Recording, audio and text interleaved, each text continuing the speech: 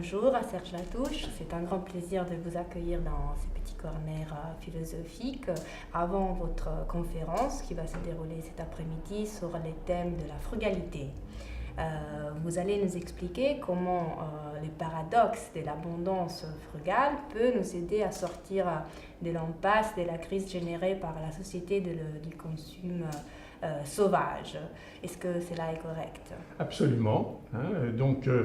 Effectivement, frugalité, c'est un mot qui sonne très bizarrement à nos oreilles, parce qu'on a l'impression, la frugalité, oui, bien sûr, c'est une vertu, mais c'est réservé aux ascètes, aux moines, aux gens...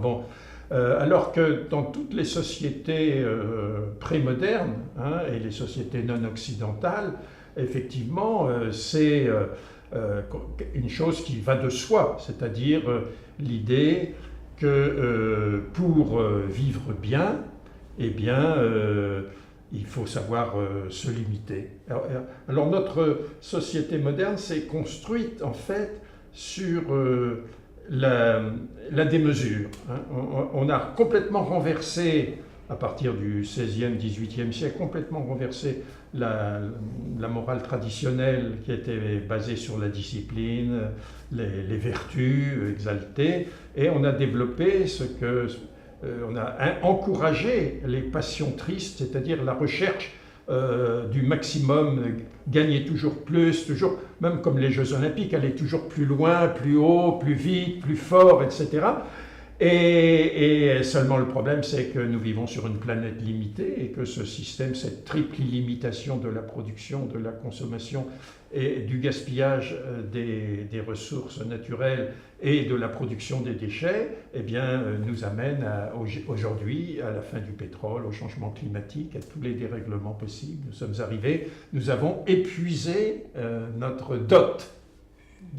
Nous l'avons épuisé parce qu'on a été poussé par des moyens d'un certain type de société, par exemple la publicité, le marketing, ces types d'instruments pour déclencher un désir infini et illimité.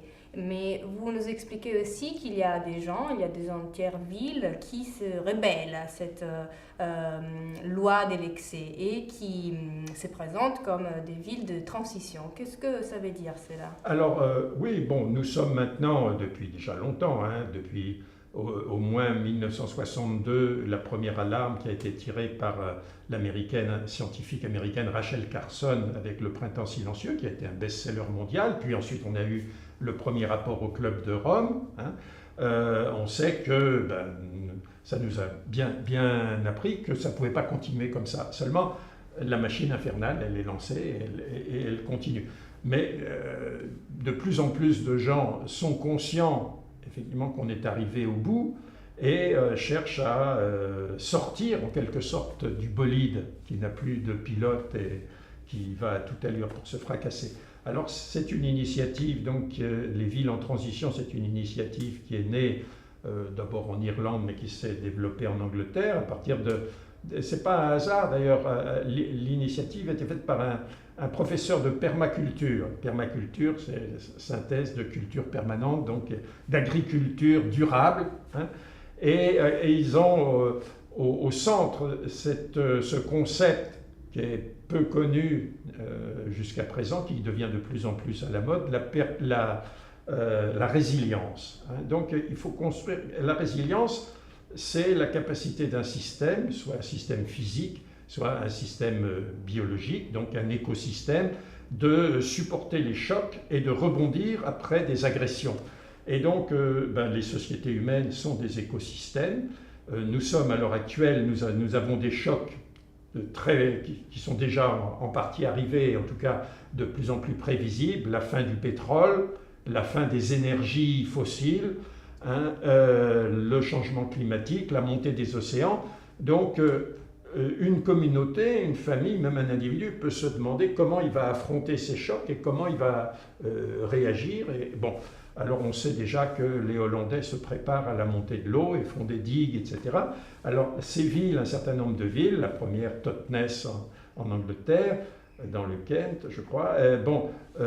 Ils commencent à faire, la première chose qu'ils font, c'est un plan de descente énergétique, c'est-à-dire comment on peut réduire notre consommation d'énergie et devenir autonome en installant des éoliennes, en installant des panneaux. Non pas une centrale solaire ou une centrale éolienne, non, des petites éoliennes individuelles pour chaque maison ou pour le quartier, des panneaux solaires, etc.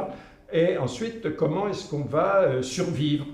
Comment est-ce qu'on va produire? Donc ils ont développé l'idée dans les rues, plutôt que de mettre des platanes, on met des pruniers ou des pommiers. Comme ça, on a des arbres qui vont à la fois donner de l'ombre, mais qui vont aussi donner des fruits. Et quand on ne pourra plus avoir des pommes qui viennent de Nouvelle-Zélande, eh bien on mangera les pommes qui sont dans les arbres dans la ville. Donc il y a tout un processus qui est engagé, même récupérer aussi tous les savoir-faire artisanaux.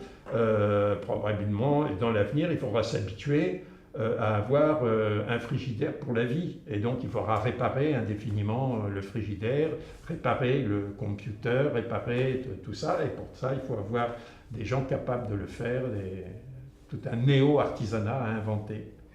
Donc cela veut dire changer un peu notre rapport avec les choses qui nous encerclent, donc redevenir actif par rapport aux choses, n'accepter plus leur obsolescence programmée par la production même, mais devenir à nouveau autonome au niveau des composantes, au niveau de leur fonctionnement, de leur magie. Donc rentrer à nouveau dedans l'objet, dedans les choses qui nous Alors encerclent. oui, nous avons le système, la société moderne, qui est une société anthropocentrique, tout est centré sur l'homme, et dévalorise complètement le reste du monde, la nature.